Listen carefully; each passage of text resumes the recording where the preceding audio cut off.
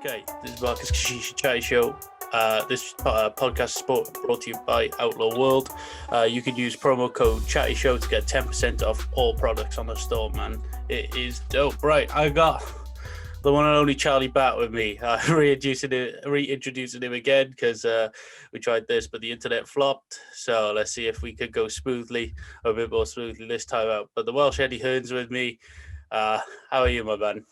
I'm not bad, thank you. I'm not bad. How are you? Yeah, all thing is that I'm all right. We were just talking before it kind of cut out about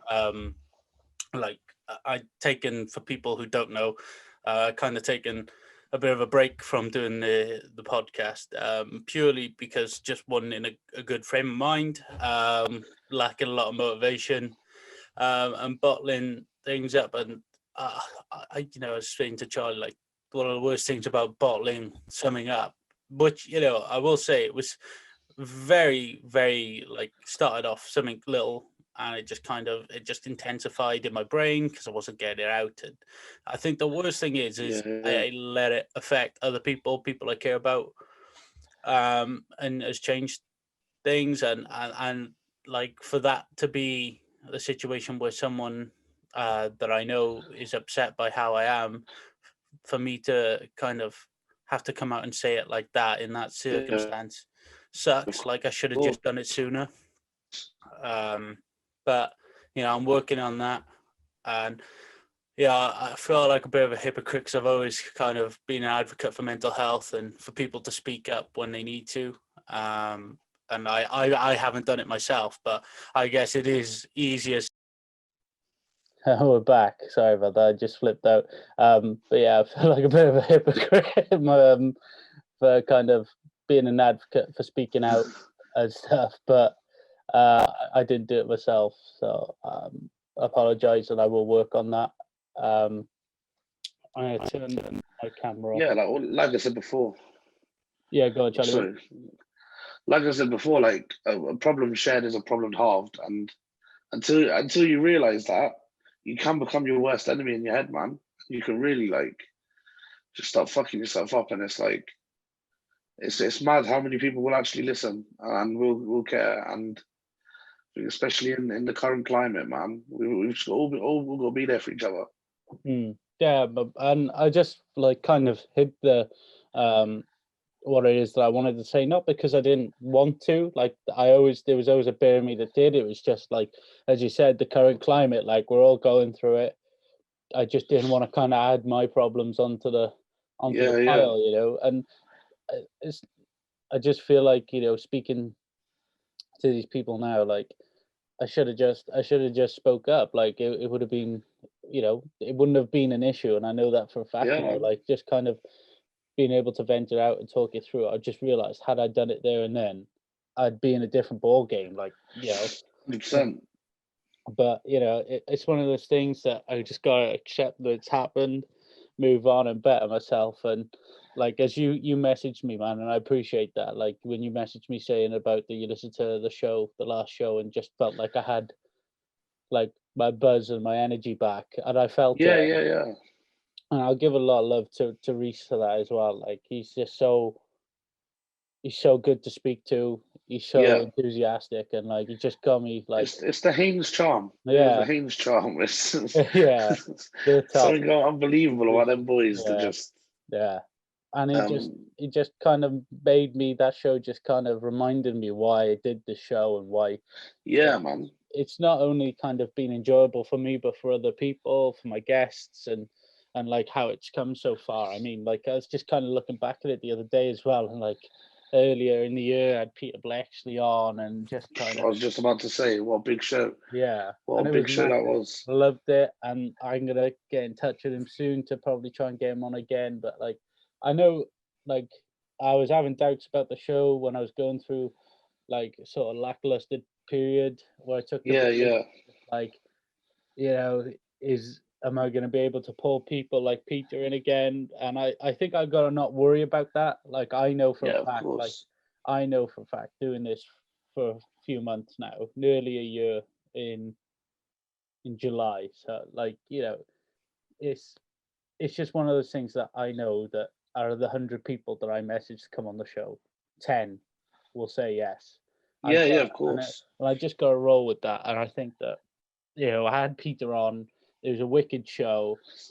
And I still love speaking to anybody that I get on. Like, they're on the show because I want to speak to them.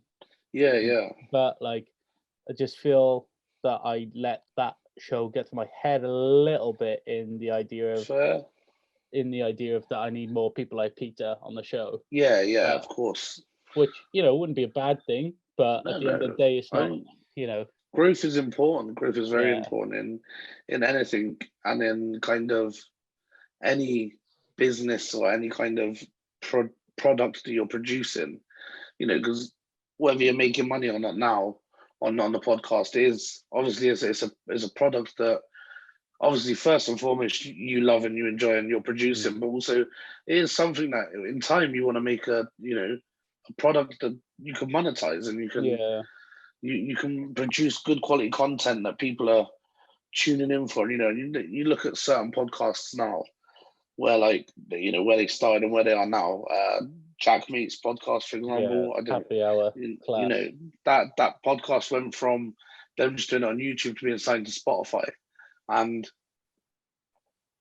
so the podcast is definitely coming up. In fact, a few of me and my friends joke about podcast is killing the radio star, because it's definitely taking over. Kind of, you don't need to listen to generic radio anymore. You can just listen to a podcast whenever you like, and you can listen to content you want to listen to. And so, is it Video Killed the Radio Star? Is that the song? Yes. So it's kind of like coming back round. Podcast is killing it all now, and it really is. And there's so many enjoyable podcasts out there, and I think there's a podcast for everyone. There's something for everyone, and that's what's so cool about it. And I for one, I'm a big supporter of podcasts, and I think, like you said, growth is important. And I when you announced that you had Peter coming on your show, I messaged you and was like, yeah, gee, that's so fucking big. Because I have a funny story. Me and my dad were going to apply to go on Hunted. Right. So I'm a big Hunted fan, and and we maybe still will apply in it. We don't know. Yeah, definitely. Obviously, we looked into applications, but COVID and that wasn't allowing it, so we didn't. But so, like, for me, like, as like to see someone that, like, one of my friends and someone that I've been involved with in the product and the production he's making, to then see someone I see on the telly being part of it, I was like, yeah, go on, like, that's sick. Like, and you see that growth, and like, there's loads of people. I'll send you a list of suggestions of people you can get on that I think you'd be able to get on, like, just to help, because I think there's so many. You've kind of mastered the art of running the podcast now, and there's so many interesting people you could get on. Yeah, man. I think, like, in terms of growth, you've definitely got that potential. So yeah, like, I think it's good that you talked to someone, and it's good that you came back, because we'd be missing your show. Cheers, I did give you a little shout out on my little show. I appreciate the me and Lloyd Haynes are big fans. I honestly, I remember listening to that show. You posted it. I was gonna do something. I think I was gonna sit down and do some work, and I put it on in my bed, and I kid you not, I didn't move the whole fucking time. I was so puffed, and I was wetting myself just because you were both high, but you're chatting. We were fucked, to be fair. And it was like it was awesome though, and it was so good. And Lloyd kind of came into his own, and it was nice to see. Like, obviously, you guys are good friends and stuff, and like, it was good to see that, like, friendship kind of working out. So there's a bit of me like, oh fuck, these guys maybe need to do a show of their own together, because, like, I did suggest it to him once. I did say, when because obviously we spoke about the breakdown of HR in that podcast, and I suggested that on the day it happened when I was at Lloyd's, and I was like, yeah, bro, I'll jump in and be the new host on the podcast, and he was like, I don't know. But that podcast we did was kind of a what's the word? A pilot. Yeah, for what I was hoping to launch as my next product, but basically got a bit too fucked up when we was doing it, And as good as that one program was, I don't think we could recreate that monthly without my mum disowning me. So, so I honestly believe that there's I think there's a good potential with that show. I really like where you're going with it. I hope you do a podcast, man, because you're top. Like, you know, there's stuff in the works. Obviously, we don't come on podcasts for nothing. We're gonna plug, absolutely. And obviously, I dropped you the message. We were meant to do this ages ago, and I'm Yeah, glad that. I'll be honest. I'm glad that we didn't do it when we did, because similarly to you, I've had a shit start to the year. I'll be honest. My mental health has been really battered at the start of this year. I think I come out of 2020. I tried to be so positive about 2020. I really did, yeah, and I come out of 2020. No events the whole year. Obviously, I took the leap and went self-employed, and it failed. It didn't fail. We ran out of money basically. Like no fucking events for money to come in. I'd taken on one of my best friends as an employee. I had to let him go. So going into 2021, I was kind of like, oh shit, I'm back at square one.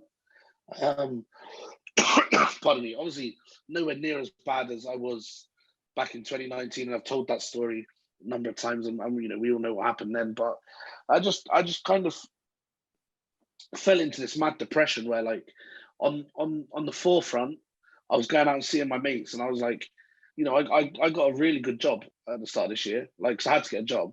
I got a really good job in the government, and like I'm still there now, and it's like fucking mad that I'm getting paid to do what I'm doing.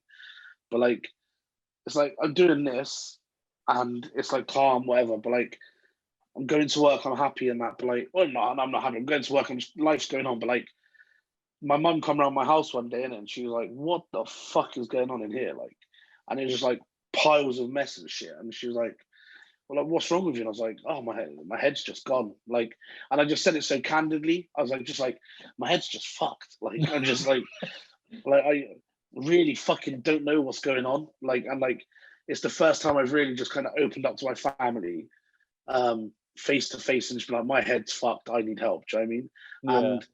And God willing, and thank the Lord, my mum spent the day well, what did I say helping? She tidied the house for me. She sorted my house out for me. She got me back on track, and she just sat me down really, and she said, "Look, if you're that fucked, speak to a doctor." And she made me get in touch with a doctor, and I basically just the last few weeks been spending a lot of time talking to doctors, just about my general health, not just mental health, and it's kind of all come into one, and has kind of motivated me and inspired me to start a new project. Obviously, the boxing will always be my baby, but the Diary of a Fat Man basically is going to be my journey. I'm the heaviest I've ever been in life, so I've put on a lot of fucking weight in lockdown, and it's not comfortable. So it's my journey to lose 100 kilos in the next 18 months. And just basically, I started playing football in a fat men only exclusive league. So playing football 3 times a week, dieting and stuff, and we're just with the help of doctors and health professionals, and just a bit of accountability to myself really, and taking the bull by the horns. Hopefully this project is going to be cool, and a podcast will come with it and stuff. So yeah, the Diary of a Fat Man is kind of the new alias. Awesome, my man. And like, I've seen the football stuff, and I think it's fantastic that there's something like that. Like, Yeah. I think it's really cool that you can get with people who are in the same situation and just be able to do something really positive about it. Like that's the massive thing. And I know we're talking about physical health, but like the mental health with that, like knowing you're not going through something on your own, knowing you're not Yeah, the only one, exactly. like must be awesome. And projects like that, superb. And I just think that they need, as you say, I think you're going to do some bits with it, because not only you just kind of doing it, you're going to highlight it as well.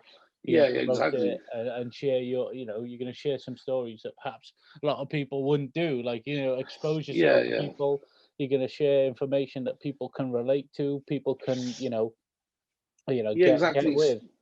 It's like it's I've tried so many fucking diets. I'm famously a big boy, and I've famously taken it as a kind of used it as my brand really. Mm. And then as I am now, I guess I'm just milking the fact I'm fat. But like, like I've tried Slimming World, I've tried Weight Watchers, and it's just fucking loads of women just sat in a room, and it's not relatable because I'm a 20-something-year-old man, and I'm coming into this room like, right, Janet, you put a pound on this week. You're on your period, and I'm like, I don't need to know that 45-year-old Janet's on a fucking period, and it's meant she's ate one too many bags of Maltesers this week. Do you know what I mean? Whereas like, I goes to the football, and it's like John's there, and he's like, "Fucking hell, mate, how much have you lost this week?" I'm like, 5 kilos. He's like, "Go on, lad, like, fuck me," Yeah. and he, like, and it's just lads all looking for the same thing. And turns out, because I'm used to playing football with kids that are really fit and running around and like, running rings around me, when I'm playing with the other fat guys, I'm actually pretty good. So I'm like the Leo Messi of fatties.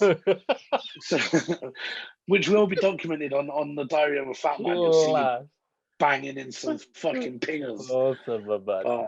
Yeah, so it's good because it is basically Slimming World, but for men, and there's football involved, and it's fucking quality. So yeah, it's really anyone that's kind of struggling with their weight, I think it's the place to be. Yeah, and I'm not even being paid to fucking say that, which is mental. but it shows it works though. It shows that you're getting something out of it. Everybody Yeah, of course, man. Getting something out of it. Literally before lockdown, I was smashing it. I lost like a stone in 2 weeks, yeah.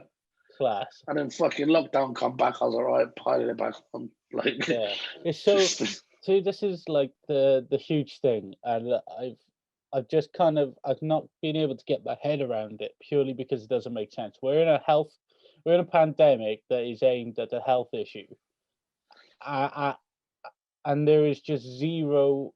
There was zero intention from any government to open the gym or to make it essential, and the science and the evidence was there to suggest it's one of the safest places to go during all this.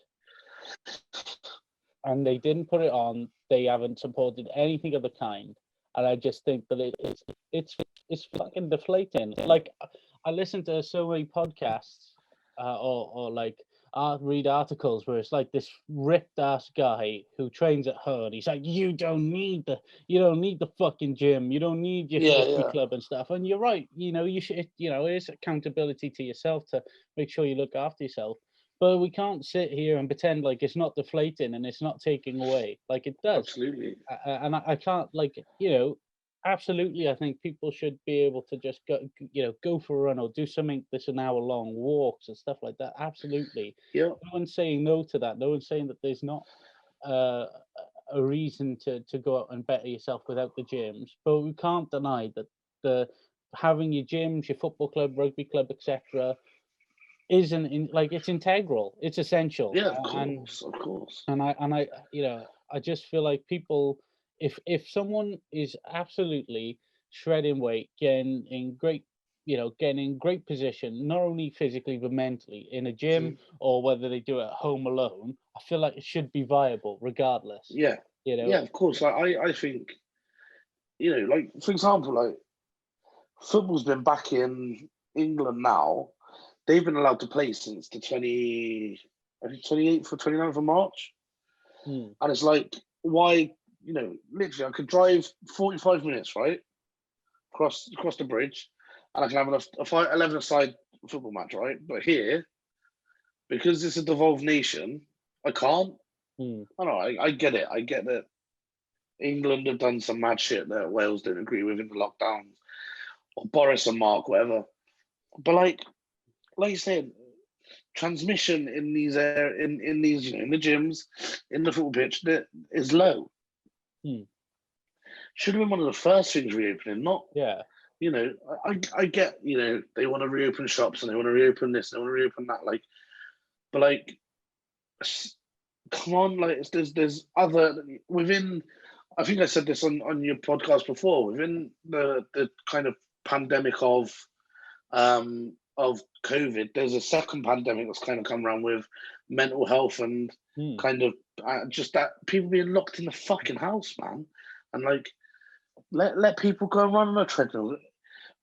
The thing is, like, people are going to go to the gym and they're going to be careful because they want to keep the gyms open. Yeah. Like, the reason for not opening pubs was because when people get pissed, they don't socially distance. So if we, who's getting pissed in the gym? No, exactly. So if you go to the gym, keep social distancing, why can't they be open? Exactly. Like, it's if this thing, and it's just like, if this thing, you'll say, if COVID is going to affect people who have a health issue, be it with weight, why isn't the priority to kind of encourage people to lose fucking weight? Like, exactly. And Drakeford is this is where I have an issue with it. The man said gyms back in March or February, gyms would be the priority going forward. They're one of the last things to open. They're going to be one of the last things to open, along with pubs. And you've hit the nail there. Pubs, people, when they have a bit too much, they can get carried away. That I understand. For a gym, I got kicked out of a pub because I was breaking COVID rules. And that's fair enough. Like, yeah, of course. Yeah. Never been kicked out of a gym for breaking COVID rules. So I don't understand the logic of cutting people of their right to be healthy, the right to better themselves, and with help, not just doing it on their own, because some people can't do it on their own. Some people don't have the ability to, what's the most simple thing? Going for a jog, but you're not going to do that every day because it's tedious and it's boring. So, so a perfect example of that is like, so I want to do couch to 5K, send loads of man to it, and they're all saying it's sick and it works, yeah. My thing is, I live on the side of a fucking mountain, where it's hills.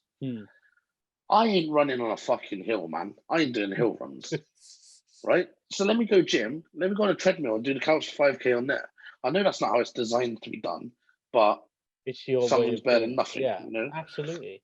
But I can't because it's a higher risk of transmission. No, it's not, man. Hey, go to Asda and wrestle for rice and shit. Go down Primark when it opened, Did you see the queues? Oh, it was a joke, man. And you're worried about the gym. Madness. I love that people get to go out and do shopping and get some freedom back and normality. It's great. I'm all for it. But at the same time, common sense has to come in and you have to prioritize correctly. And people's health, they're on about that. They're on about protecting people and looking after people's health.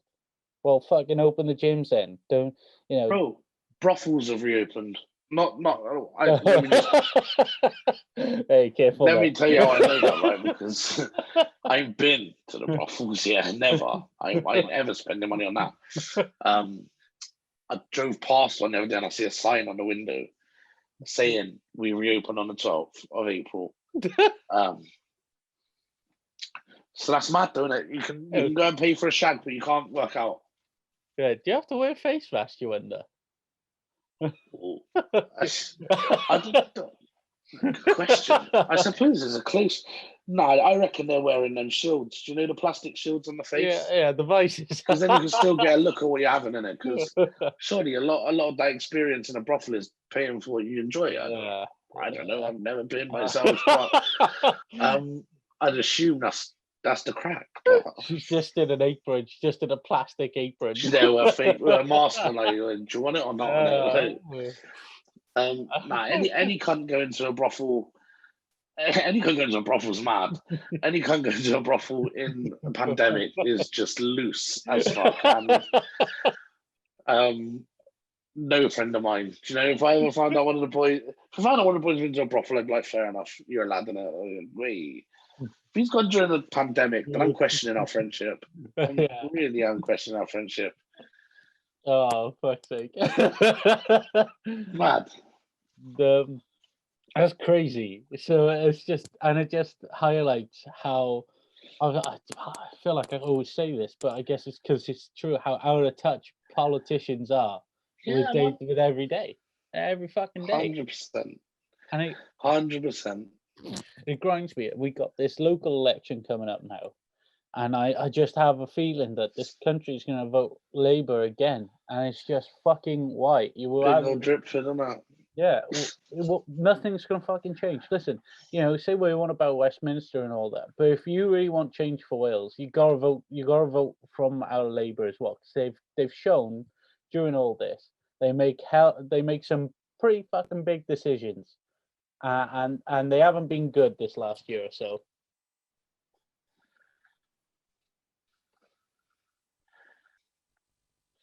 Yeah. Did you catch that, buddy?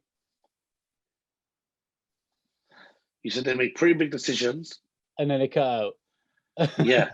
All right. I said that they make pretty big decisions, and it highlights that they get a lot of things wrong.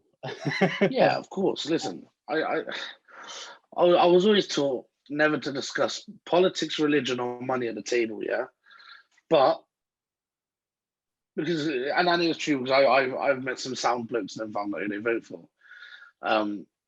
But I agree that we need change. I think we need change in the UK as well as Wales. I think it's time for, Boris fucked the pandemic and he's been saved by a great vaccine rollout.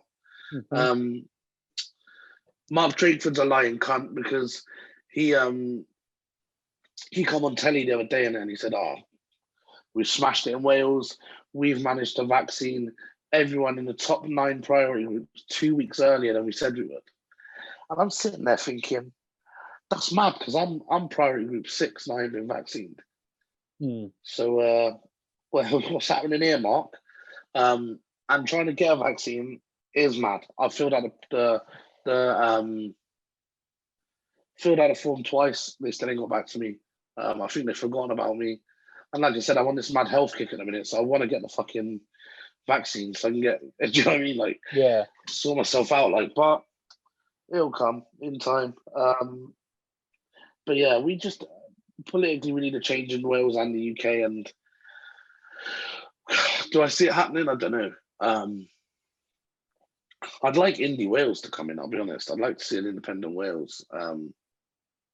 definitely I'd definitely like to see Plaid come into the picture. That's for sure. Yeah, I'm still like on the fence with it. Like, I guess we need to actually just kind of see what Plaid can do first off, because they're the party that's going to push for that.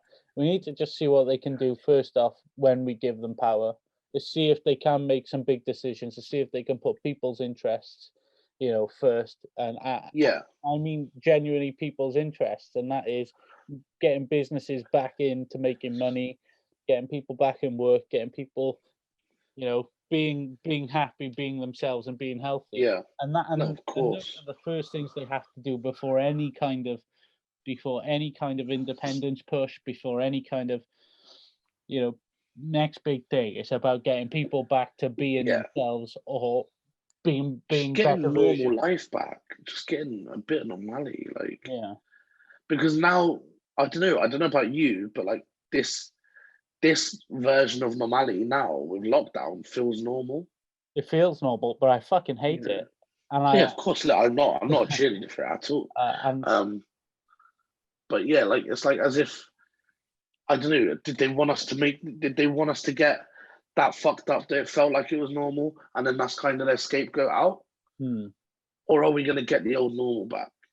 I don't know, my man. And that's the thing that scares me, is that we don't know when we're going to get it back.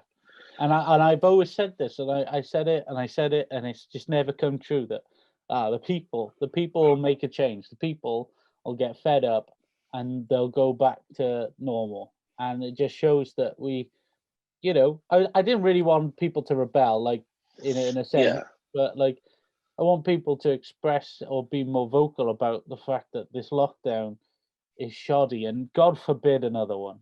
God forbid. Well, apparently, rumor has it, the next kind of wave is going to be treated like influenza, so it's not going to be a lockdown.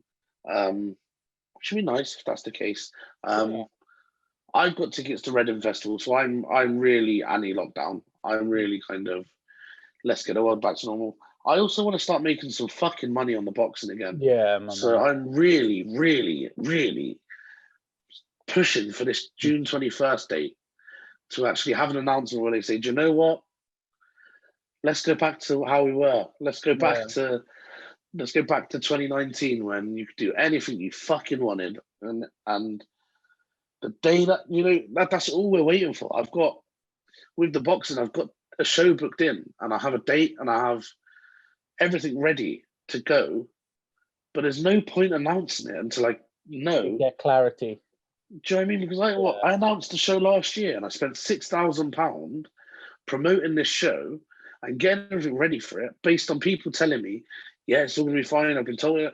And then we're in lockdown. And it was like, well, see you later. You know what I mean? And so I'm not going to embarrass myself again until big old Mark comes out and says, boys, beers are on. Take your masks off.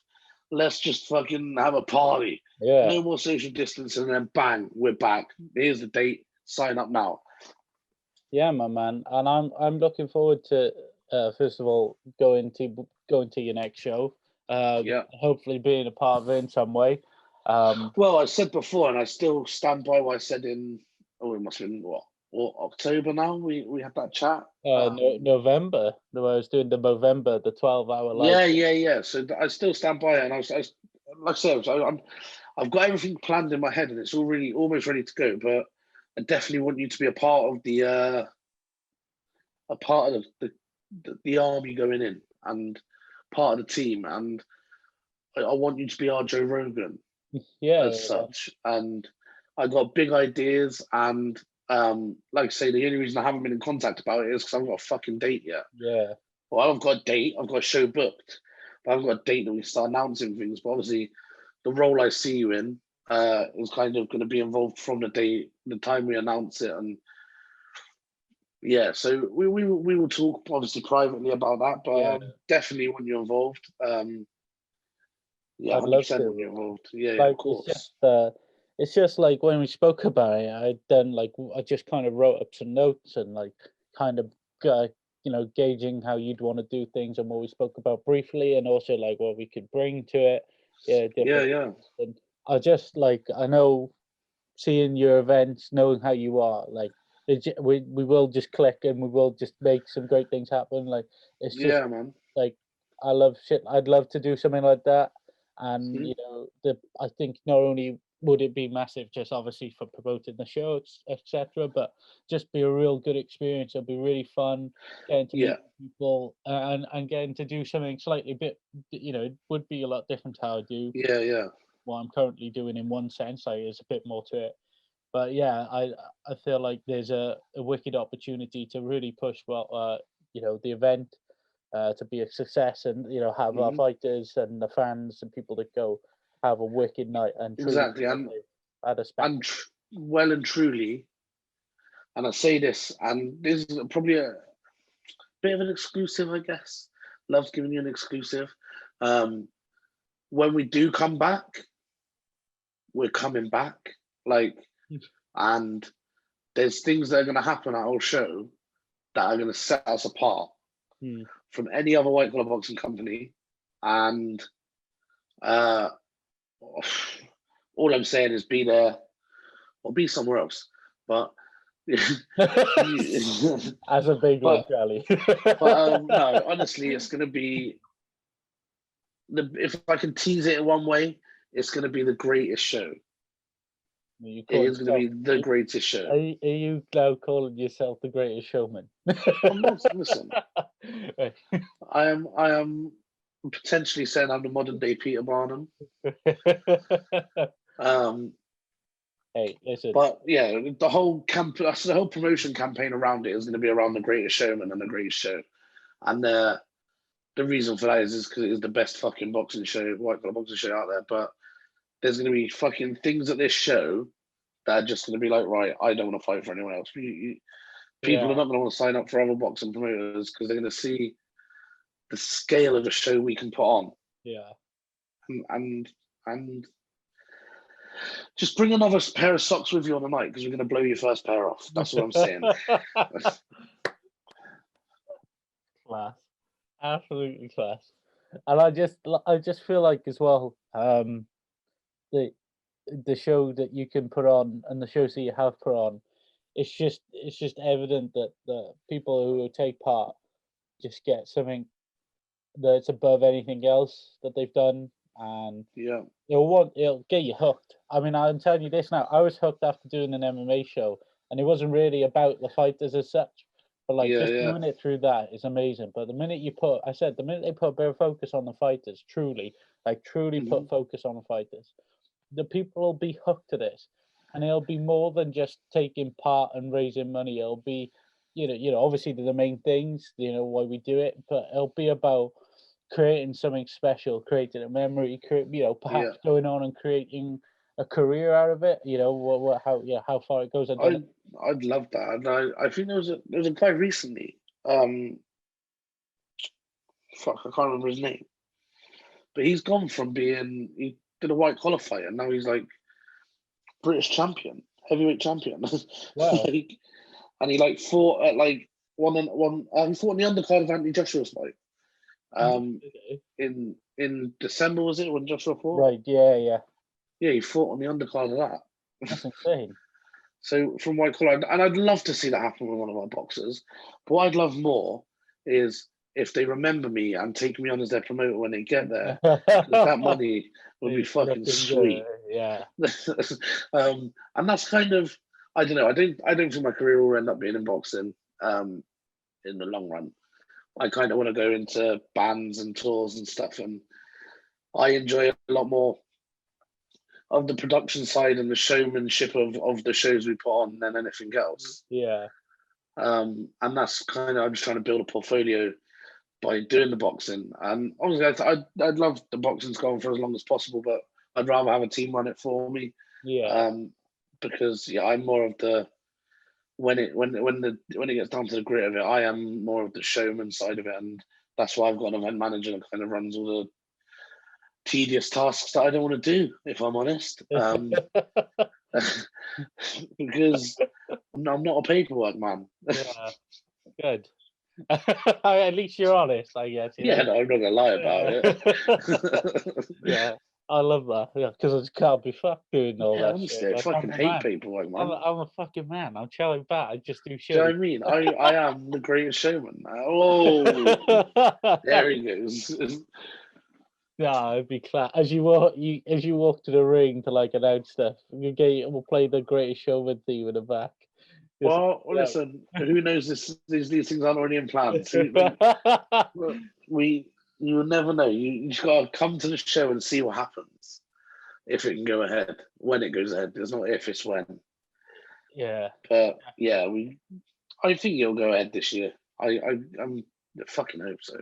Fuck me. I'd love to. But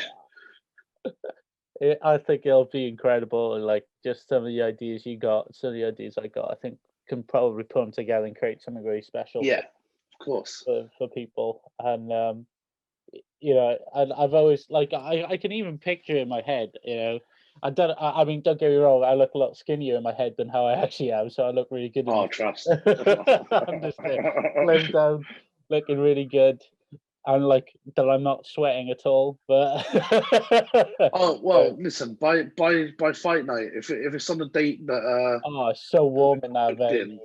Man, it's gonna be freezing. Listen, if it's on the date that we've got it booked in, fucking bring a coat. I've done two extremes there. I've done a boxing match in the August. Yeah. Cutting weight before the fight, and I was so drained and dehydrated, and I'd gone through 2 liters of water that day as well. And I was still losing weight. There was a weighing scale there. I weighed myself in when I got there. I weighed myself in an hour before the fight, and I jumped on quickly just before the fight. And I'd lost a considerable amount of weight to the point where... Is that the one that I fought with you?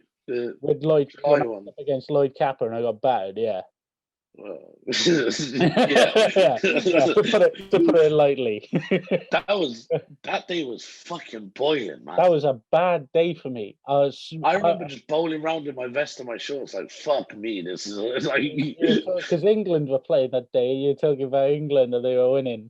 I think I walked out in my England top. Yeah. Yeah, and I was just like this. Sat there.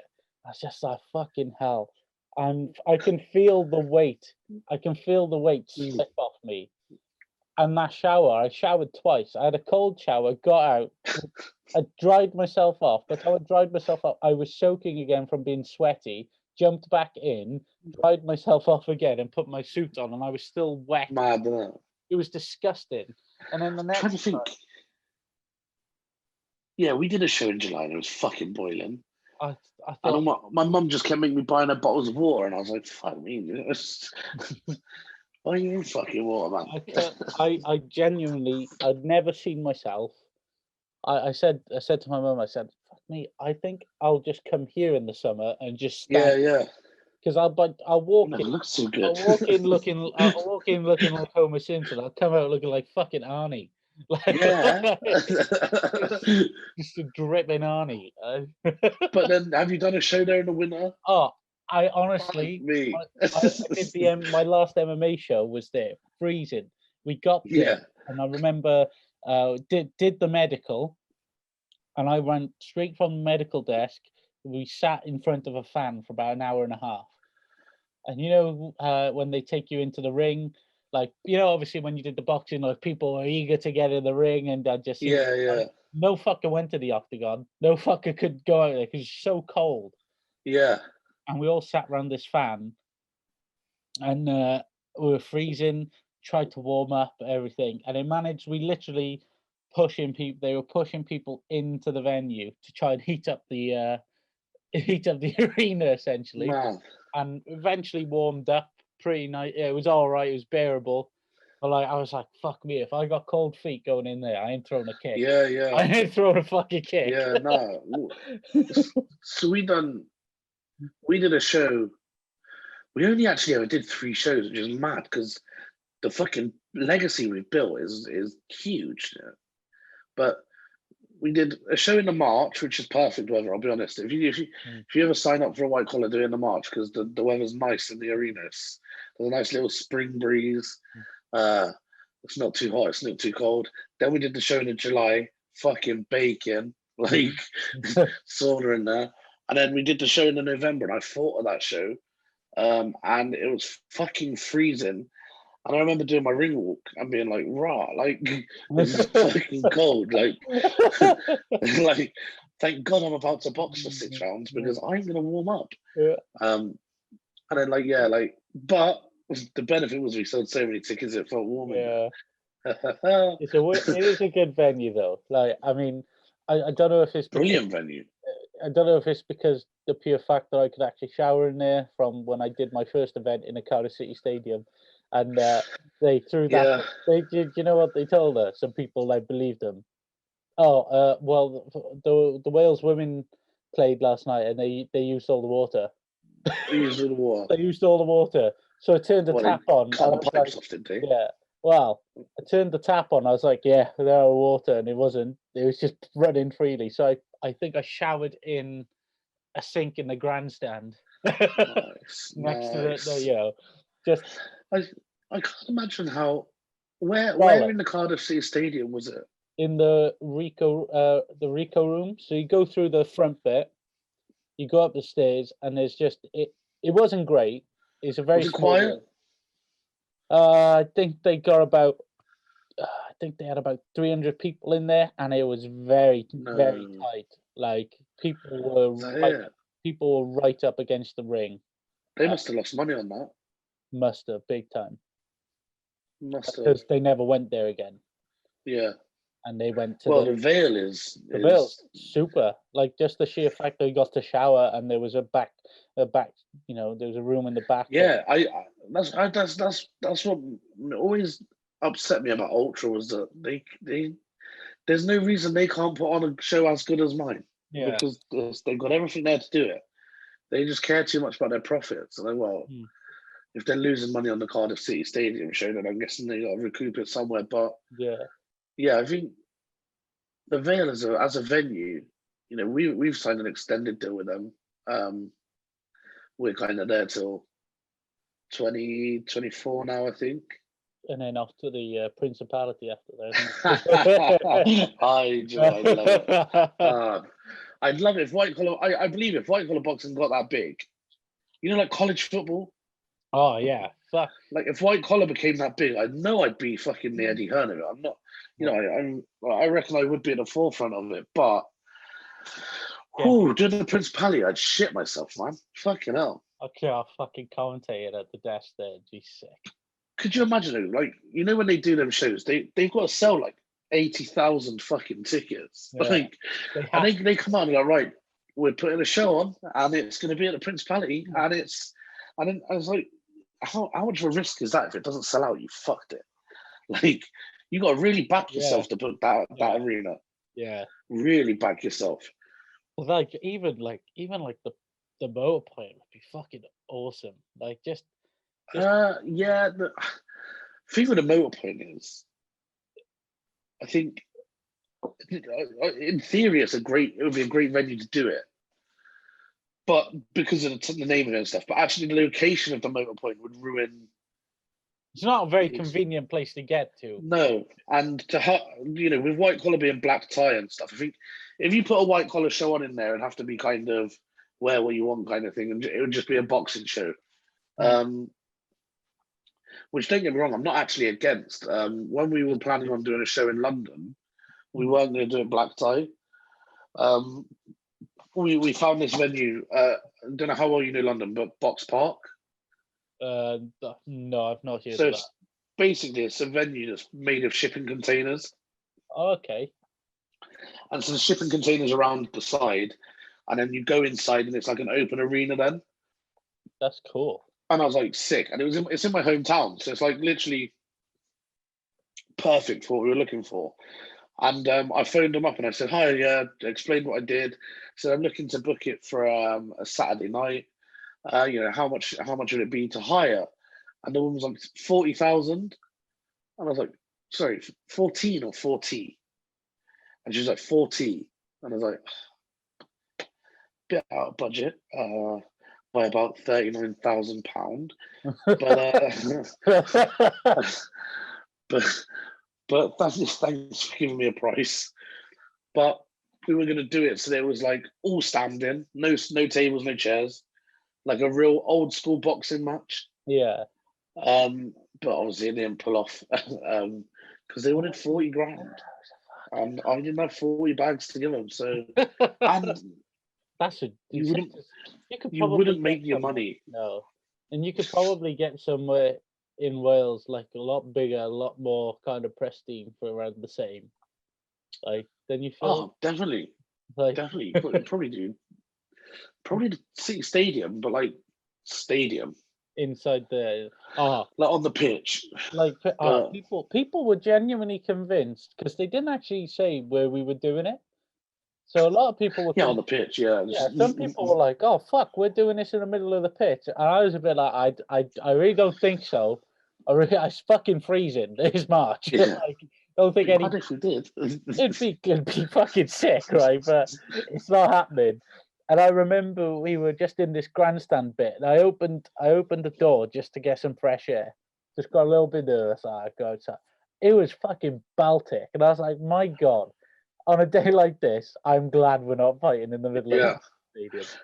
Yeah, no, white collar will never get that big, unfortunately. That is the one downfall of it.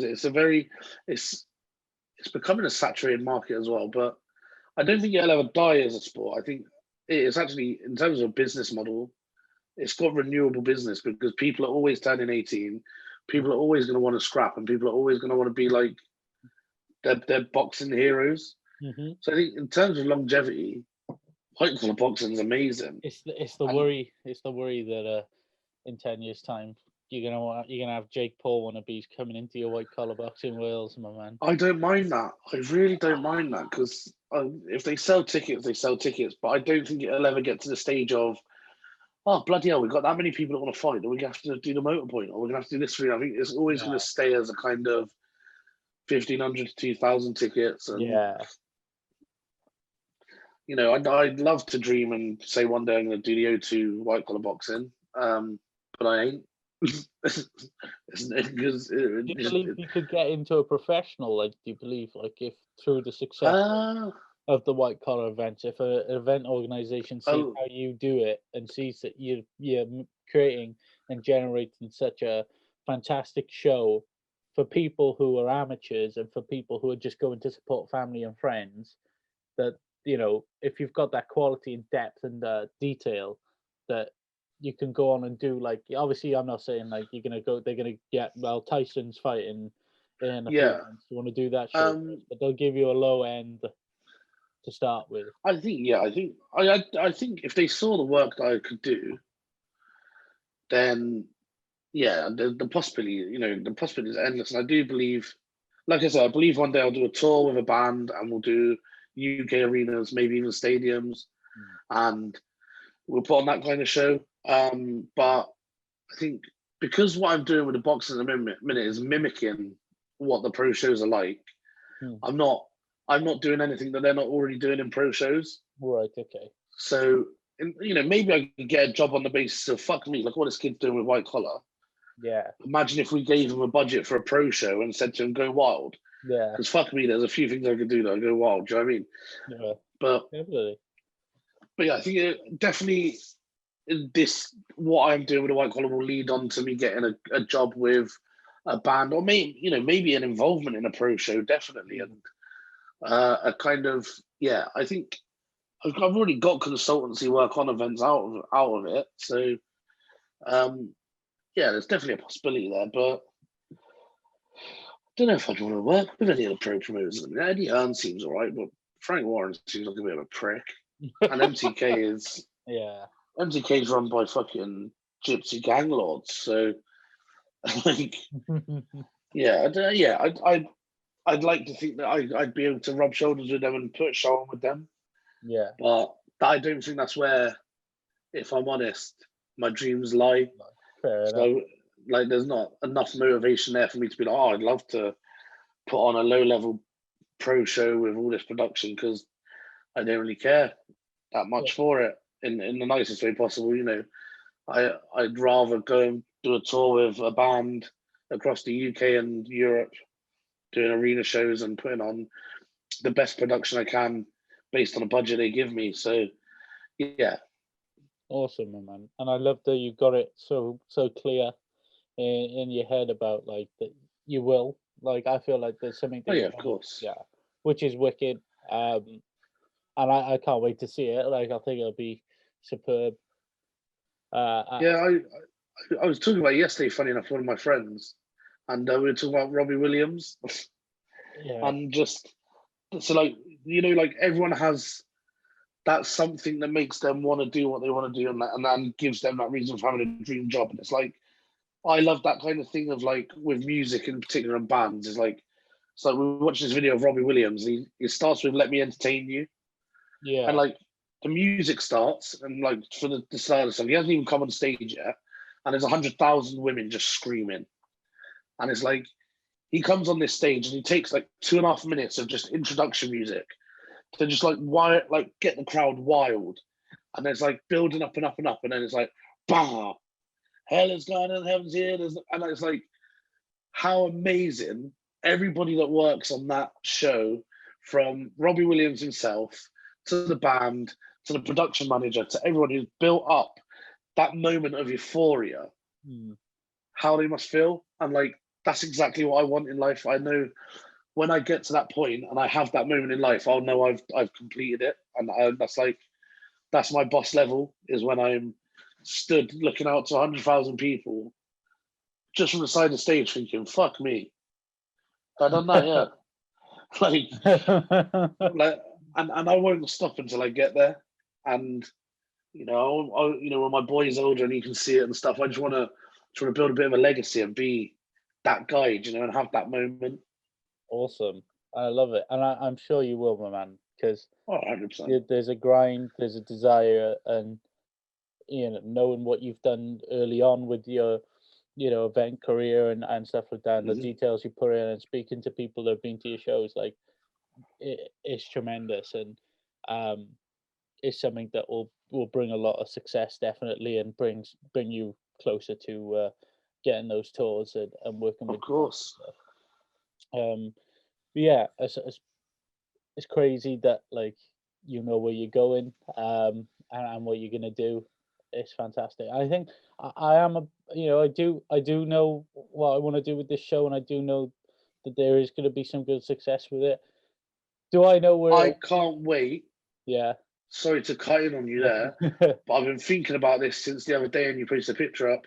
I can't wait for you to do actual shows physically with a guest there, and like you actually like taking it to that level. Because as good as these shows are with and you've absolutely smashed the like moving with the times and the Zoom and that. But you know, like that first show you do where you've got a guest in front of you, and you're like, "Hi, welcome to the show." Like, I'm gonna be gassed for you because that's where it's all leading to. Do you know what I mean? That is where it's going. You know, the crazy thing is, you kind of think about it, and then I think, oh fuck, I'm shit with like technology. I'm gonna need someone to come in and set it all up for me, my man. I messaged Lloyd. I was like, because I was speaking to him on the show about it, and I got really hyped up. I was like, yeah, man, it's gonna be fucking sick. It's gonna be insane. I messaged afterwards. I've had a bit of a come down, and I realised I don't actually know how I would set it up. All I've thought about is like where I'd put the cameras, but I don't even know how I would then link them up and sync them up with the audio. He's like, don't worry, you can do it for me. There's loads of videos online, and I was like, fuck yeah, okay, fair.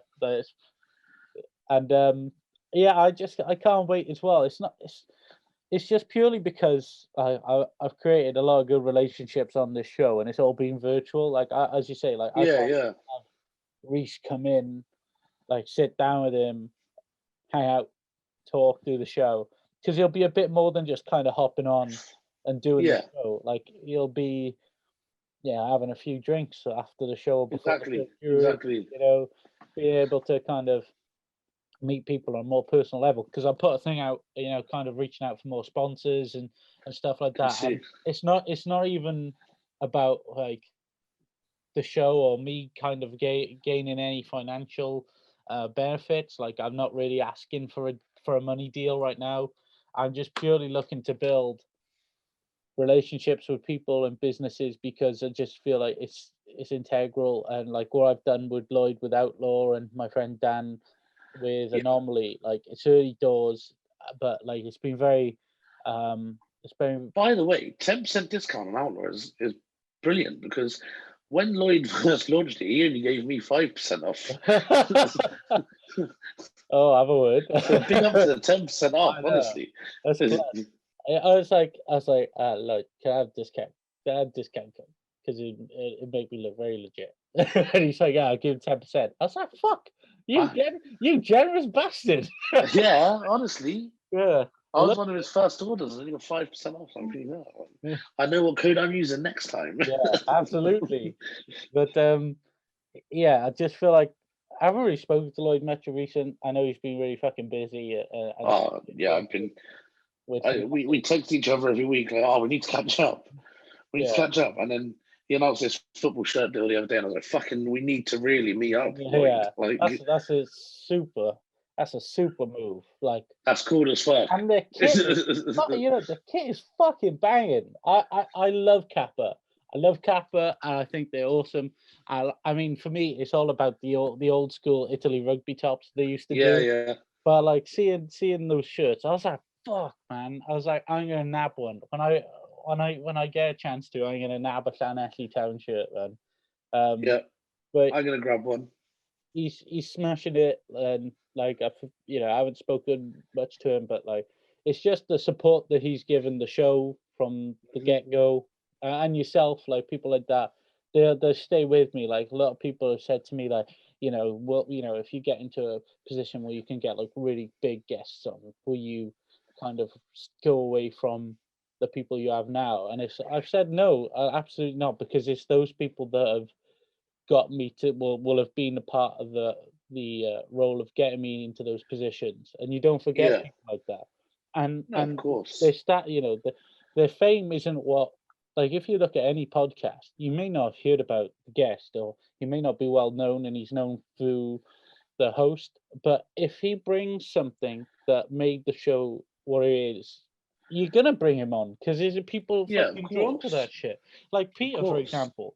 When Peter first started going on podcasts, people didn't really know who he was as such, or kind of vaguely knew him from TV.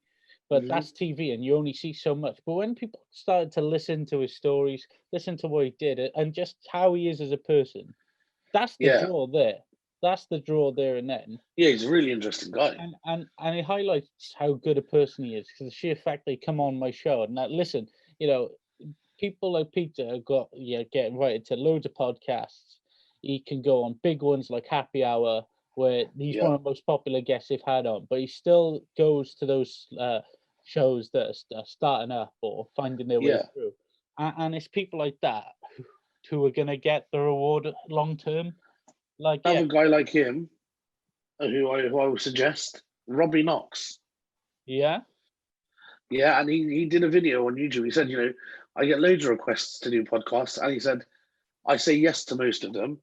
And now his rule is, as long as you upload regularly enough, it doesn't matter how many listeners you have, he'll make the time to come on the show. What's his name, my man? So, Robbie Knox. Robbie Knox, yeah, I'll send you a link. But yeah, if you do him, that'd be a good one. He's really fucking watch his content first to make sure it's kind of the kind of thing you want. But he's just kind of like just a bit of like he's got great football knowledge. Got like he's just a lad, and like he's just really sarcastic. Just I see. Yeah, Yeah. Got him here, Robbie Knox. Yeah, he's really cool. So that's the kind of person I'd suggest you go looking for next. And yeah, my man. Listen, people that are gonna bring top level content to the show are always gonna find themselves here, and that's the thing. Like I mentioned vaguely in a video about politicians, getting them on and kind of talking to them.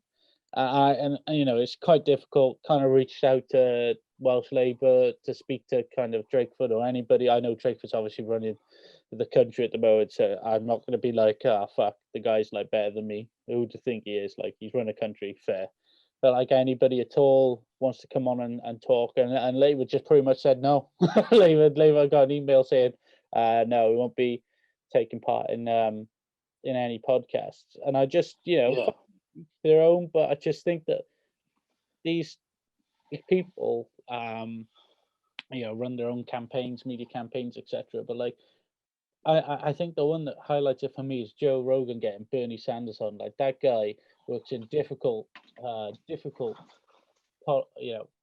it's hard to kind of really go into what you are as a politician, especially at that level with the ideas you have.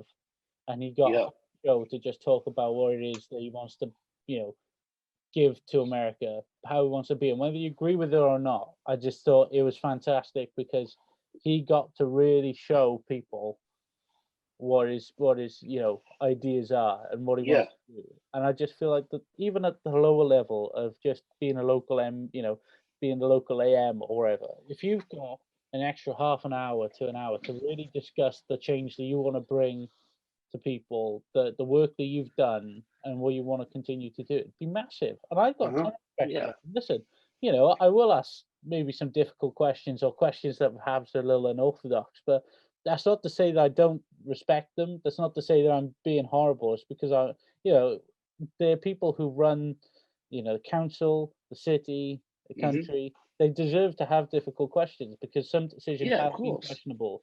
Of course. And I just feel like that it's their fucking job to answer. Yeah, exactly. And and that's why I feel like Welsh Labour perhaps are kind of refraining themselves. I feel like any other time they probably had said yes, and I'd literally would just ask a few questions that are, based on COVID and how the country's been run and how they feel personally. And I wouldn't put decisions completely on them as people, like they're collective. So I think it'd be really good that I could get, I'd love to be able to get one from Labour, one from Plaid, one from Conservative, one from the Propel Party, etc. And hell, even UKIP or some fucking weird like that. Like, I'm not gonna be biased. I'd ask tough questions to everyone that come on, sort of thing. So it's one of those things. I've reached out to a few of the parties, and I hope that they do kind of come back with a bit more, encouraging. Well, I certainly hope that there's an interest anyway, because it'd be wicked. I think it's a good way for them to kind of come on and promote themselves for their areas and the work that they want to do with their party as well. So I just think of course. But if they don't, hey, fuck them. I just give the time to someone who's got something more interested. Yeah, exactly. But yeah, just kind of ideas floating around, and I feel like that's a bit of the old me when I started the show. Yeah. I think when I was in a bit of a rut, I was like, can't really be trying to email anybody because I don't want. Yeah. I just know what they're gonna say, and that's not how I was. I was always like very enthusiastic about it. Like, oh, I might get a reply, I might not. Who gives a fuck? Like, I'm sure someone's gonna come up and do a show with me regardless. And now I'm there. There's an energy about me that I feel good about myself, my man. No, good. It's good to be back, man. I'm glad that you've got out of that rut, and yeah, I'm glad. Like I said to you in the message, it's good to be back, and this year, man. I know we're almost halfway through the year already, which is fucking mental. yeah. But things are about to change for the good for a lot of people, and God willing, you're one of them. And I like I said, I respect the work you've put in starting this. You started this in lockdown, really, didn't you? Yeah. Coming to the end of the first lockdown, yeah. I respect that, and I think if you can do like next time you're feeling a bit down on that, just look at it like the fact of if I can do that in a moment of such adversity and crisis and madness, what can I actually do when the world's open? Do you know what I mean? And that's because like I say, I'm not putting a show on for nearly 2 years now. I've had my ups and my downs, but I think, do you know what? I remember how good the shows were. I remember how good things were when they were open, and it's only a matter of time. Yeah, it'll all be back up and running soon, and we'll all be there having a good fucking time. And I, for one, cannot wait. Yeah, my man, it's gonna be class. Just kind of as you say, we're on the turn now to something good, hopefully. And 100%. Yeah, it's exciting for everybody. I think this is a time now, if you're feeling a bit down, if you're feeling a bit, like you're in a rut, this is the time now to be excited about what you can do. Really think about it. And if you are feeling down and if you are feeling in a rut, talk to someone. And if, like, back to the start of the show, talk to someone. And if there's not anyone you think that you can speak to in your own life, there are so many charities out there. Samaritans. Mind there's so many fucking good charities out there that are waiting at the end of the phone, ready to speak to you. And at the end of, like I say, unfortunately, a lot of people get to the point where they think suicide's the only way out. But all suicide's doing is not removing the pain; it's just moving it. It's passing the pain on, and the reason a lot of these people get to the point of being suicidal and think of that the only way out is because nobody cares, and it's like, well, if I kill myself, everyone will be better off without me. So you think that you're doing it because you're helping the people around you, when actually you're making all you're going to do is make it harder for them. And I, for one, and I know a lot of my friends would much rather have a friend phone up in the middle of the night and say, "Fuck me, I'm having a really hard time here," rather than get a phone call in the morning and then be like, "Oh shit, what could I have done more?" And I'll be honest, if you ring me at 1 o'clock in the morning, my phone rings. The first time it rings, I'm like, "Why the fuck is he ringing me?" Keep ringing me, because if it rings the second or the third time, I'm going to know something's up. Like, we are only human, and we can rest on our. We can talk all about being a hero and say our door's open, but then forget that at 1 o'clock in the morning when your phone rings, you are going to ignore it. Yeah. But if you're really in crisis, keep fucking ringing me, and I will answer the phone. And I'm not one of these Facebook statuses. I'm not going to tell you the door's open and it's not. If you need somewhere to stay, and you're really fucking desperate for somewhere to stay, I have a sofa you can sleep on. If you need something to eat, I have food in the fridge, and I would always be happy to sit and listen to any qualms anyone has and not judge, because I've been there myself. And like I say, a problem shared is a problem halved, and you will feel better for speaking. So that goes out to anyone listening. Yeah. There's always someone that is willing to listen. Absolutely. It's just the idea that you'd rather hear the problems than hear your name being there at the Yeah, man. at the Listen, at the I don't funeral. want to be putting RIP statuses up, man. No, absolutely not. The world is designed to be a challenge. It's designed to should throw adversity at you, and Yeah, we as human beings are, whether we know it or not, we are capable of getting through them. It's evident. I yeah. just gotta believe it, and nothing's forever, and that's true.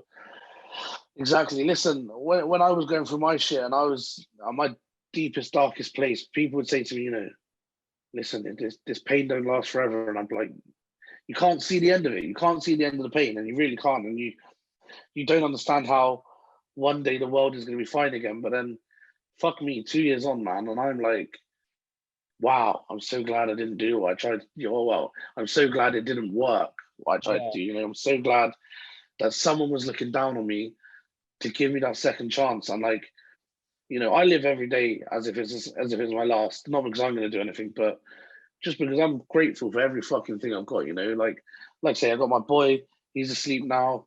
I've got my own house, and he comes and stays with me half the time. And life couldn't be better.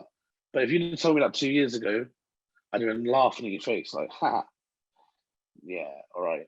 But it can't, man. And like you say, you will get through it. And whether it takes 2 weeks, 2 months, 2 years, there is light at the end of the tunnel. And just gotta keep yeah, going. exactly, man. Plugging Just away. gotta keep the wheels moving. Absolutely, man. And it's I just want to say it's just an absolute honor to have you back on. I mean, I'll have you on again, and Oh no, it's hopefully, a pleasure to be here. my man. I was thinking, seeing as you're on about meeting up and doing shows, like getting you, Lloyd in, and Reese sitting down, four of us. Few beers. I mean, I won't laugh. I literally won't be speaking. I won't. I'll just sit there and just listen. I'll be like, fuck yes. I'll introduce the show, and I'll sit there. I'll fetch beers. I'll be that guy. And you just That's a triple threat there. That us three on the show. That's a big lineup for. That's yeah. I've never met Lloyd's brother. I've never met Reese. He's set, man. He's awesome. But no, yeah, listening to him speak, it's like fucking. You can tell he's a Haynes. You can tell. Dude's 20, and he just is so fucking intelligent. Like what? Like, dude. Yeah. Like he's talking about, I'm doing the rapping, but I know I like the guy is so excited to see where he is, even at the end of this year in terms of his music career. Like he knows it's going to be a very different end to how it started in terms of genres, and I'm just like fucking hell. Like fair play to you, man. Just switched on. You're in London. You're doing your shit, and you're enjoying yourself, and that's like the massive thing. Like I said to him, kind of off screen. I said, mate, it's just so good. I think the main thing is just so good to see that you're enjoying your music. Yeah. And that, I said, and I don't need to tell you this, but like, you just know when all you got to do is enjoy it, put it out, and your time's gonna come. People, you're gonna have great success with your music, because the most powerful thing with any creative work is enjoyment, and that is literally it. As you know. Yeah. Of course, that is it. Enjoyment is the key to it. Do you know when people say, "Oh, to be a kid again"? Yeah. Like, because I look at my little one, and he's at that age now. Like, he's chatting, and he's really got his own personality, and like, I love nothing more than being a dad. And like before I came on the show, I know when we were arranging, I said, "Oh, yeah, give me till 8 o'clock, and he'll be in bed." And he's like running around the living room, and he's like, Dad, read me this book. And I was like, yeah, sick. And it was the dinosaur that pooped, right? Poop treasure or some shit like that. I don't know. And like, I'm reading this book, and he's like fascinated by what's going on in this book. And I like got to a bit, and I goes, and the only way out is for the dinosaur too. And he's like, poo. And like, like it sums up that thing of like enjoyment and to be a kid again. Doesn't necessarily mean I want to be sat there, and when you're reading a book to me, we being getting ready to say the dinosaur's gonna have a shit. Do you know what I mean?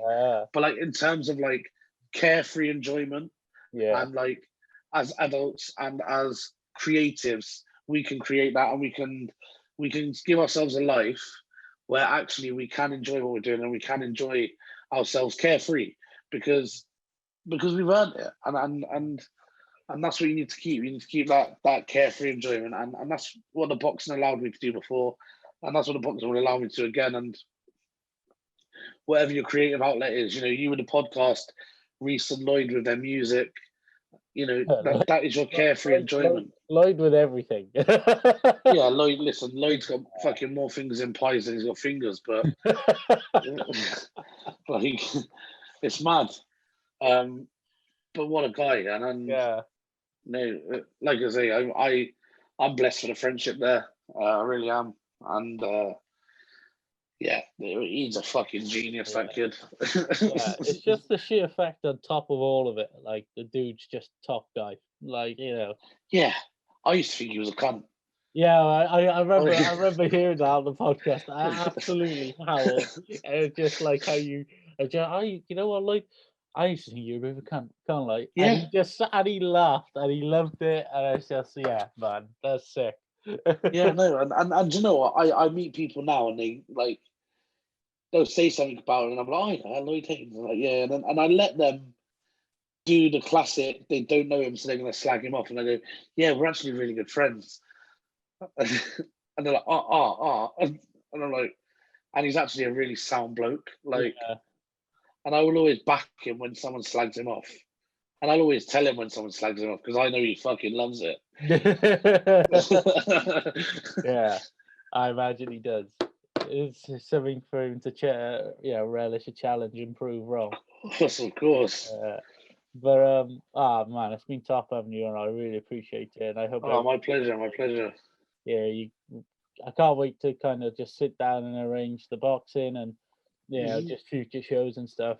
I've fun. Yeah, man. As soon as we've got a fucking date, I'll be in touch. Yeah, like I just think that people who work hard are the people I follow the most, and yourself, Lloyd, Reese, of course, are people that I follow greatly, and I just know like you faced a great challenge in the event sector, and you're still upbeat, you're still optimistic, and it could be, it could you could easily let it get to you, and you haven't. Yeah. And it's just purely because it's gonna, when it comes back, it's gonna be fantastic. And oh yeah, listen, the comeback's greater than the fall. It always is. Absolutely, my man. And that's for everybody listening. Take inspiration from this. Take it. Go with your dream. Make sure you're okay. Yep. Like that. That's the main thing. Is make sure you're healthy. And when you're healthy, fire on all cylinders.